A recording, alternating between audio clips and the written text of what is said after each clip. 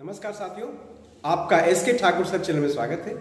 आज हम लोग 5वें सत्र में शामिल हुए हैं। इस सत्र में हम लोग फिर ऑब्जेक्टिव क्वेश्चन को देखेंगे।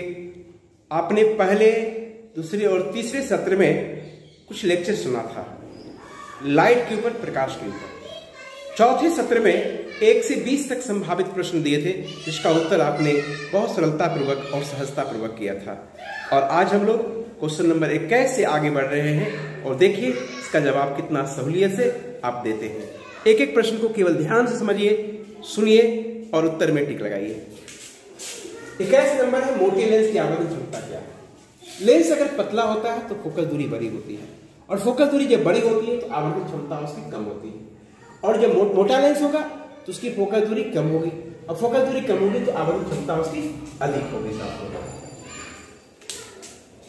22 नंबर, किसी पारदर्शी माध्यम में रखे आयताकार कांच की सिल्ली से गुजरने वाली प्रकाश किरण उत्पन्न करती है।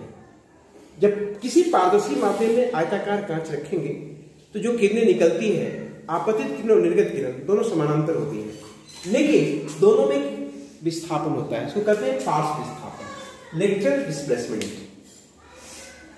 निर्गत किरण और अभिलंब के बीच बने कोण को कहते हैं निर्गत कोण। आपतित किरण और अभिलंब के बीच के कोण को आपतन कोण कहेंगे। परावर्तित किरण अभिलंब के बीच के कोण को परावर्तन कोण कहेंगे।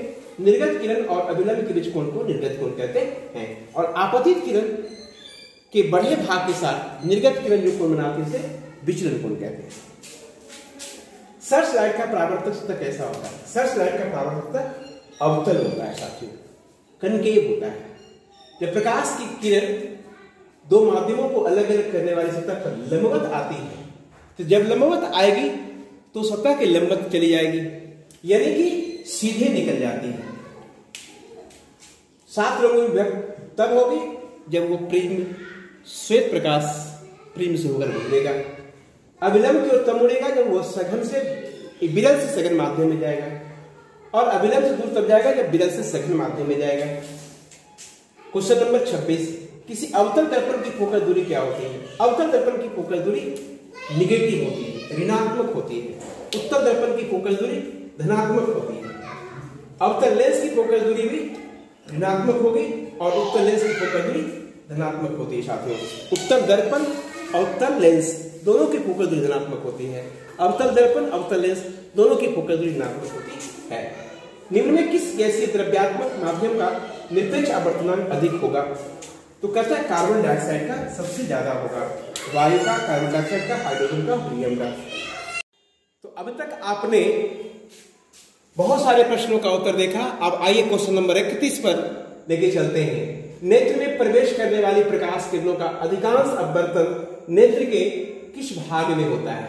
साथियों, नेत्र में जो प्रकाश किरणें जाती है उसका अधिकांश भाग का अपवर्तन जो होता है वह कॉर्निया के में जाती है, कॉर्निया से होती है। अभिनेत्र लेंस से पास करके कॉर्निया से होकर गुजरती है, तभी हम प्रतिबिंब हमारे आंख के रेटिना पर बन पाता है। 32 से नेत्र के किस भाग पर किसी वस्तु का प्रतिबिंब बनता है? तो हमारे आंख में जो है इससे जो किरणें गुजरती है, इसकी प्रतिबिंब बनती है, वो एक रेटिना होता है। उसको दृष्टि पटल भी कहते हैं। इसमें जो है रेटिना आपका डी उत्तर हो गया, इसको दृष्टि पटल भी कह सकते हैं। अभिनेत्र लेंस की फोकस दूरी में परिवर्तन किया जाता है। हमारे जो नेत्र लेंस है इसकी फोकस दूरी में परिवर्तन हो सकती है, घट सकती है, बढ़ सकती है, अपने जरूरत के अनुसार इसमें समायोजन क्षमता होती है। वो पश्चिमाभिक के द्वारा होता है। ये पश्चिमाभिक का काम है, वो फोकसांतर को एडजस्ट करती है। पुतली की साइज को कौन नियंत्रित करता है? पुतली की साइज छोटा बड़ा जो है अधिक प्रकाश में ये सिकुड़ जाता है, कम प्रकाश में फैल जाता है, परिकारिका के कारण होता है। अभिनेत्र लेंस किस प्रकार का लेंस है? हमारे आंख में जो लेंस है ये भी एक प्रकार का लेंस है, इसको अभिनेत्र लेंस कहते हैं, आई लेंस कहते हैं। ये उत्तल लेंस होता है। समान दृष्टि के लिए निकट दृष्टि आंखों में कितनी दूरी होती है? साथियों, अगर आप 10 सेंटीमीटर कहते हैं तो गलत हो जाता है, 20 सेंटीमीटर कहेंगे तो वो भी गलत हो जाता है, 30 सेंटीमीटर कहेंगे तो वो भी गलत होगा, और आप 25 सेंटीमीटर कहेंगे तो आपका आंसर बिल्कुल सही होगा। साथियों, क्वेश्चन नंबर नेक्स्ट है, नेत्र गोला का व्यास कितना होता है? नेत्र गोला का व्यास अगर आप 503 सेंटीमीटर पर टिक लगाते हैं तो ये भी उत्तर आपका गलत हो जाएगा। 4.3 सेंटीमीटर ये भी उत्तर गलत देगा। 3.3 सेंटीमीटर, ये भी उत्तर गलत होगा। आप हमारे लेक्चर में सुने होंगे कि नेत्र गोलक का जो व्यास होता है वो 2.3 सेंटीमीटर होगा। अगर आप 2.3 सेंटीमीटर सोचते हैं तो ये आपका सही होता है। निकट दृष्टि दोष किस लेंस के उपयोग से संशोधित किया जाता है? यानी अगर आपको निकट दृष्टि दोष हो गया तो उस दोष को दूर कैसे करेंगे? अगर आप सोचते हैं कि हम उत्तल लेंस के द्वारा ठीक कर लेंगे, नहीं ठीक होगा। द्विफोक्सी लेंस से करेंगे, नहीं ठीक होगा।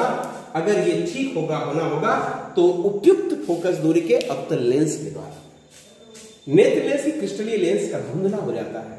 यह इस स्थिति में को क्या कहा जाता है? तो जब उम्र बढ़ती है ना तो ऐसा क्या होता है, आंख के ऊपर एक छाला पड़ जाता है, उसको मोतियाबिंद कहते हैं। ये मोतियाबिंद जब पड़ता है तो धीरे धीरे पकने लग जाता है। जब पक जाता है तो छाला मैंने छील करके उसको लगकर किया जा सकता है, उसको कहते हैं मोतियाबिंद।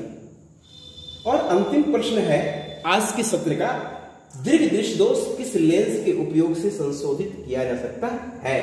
साथियों, अगर आप अवतल लेंस कहे होते तो बिल्कुल गलत होगा। उत्तल लेंस कहेंगे तो ये उत्तर आपका सही होगा। द्विफोक्सी लेंस में अगर टिक लगा देंगे साथियों, ये भी उत्तर आपका गलत होगा। यानी सही उत्तर उत्तल लेंस होगा। साथियों, हमारे साथ इसी तरह जुड़े रहें। आप प्रकाश के संबंध में जितनी भी ऑब्जेक्टिव, महत्वपूर्ण ऑब्जेक्टिव है, हम आपको लेकर के आएंगे अगले सत्र में। तब तक के लिए आपसे विदा लेते हैं। नमस्कार।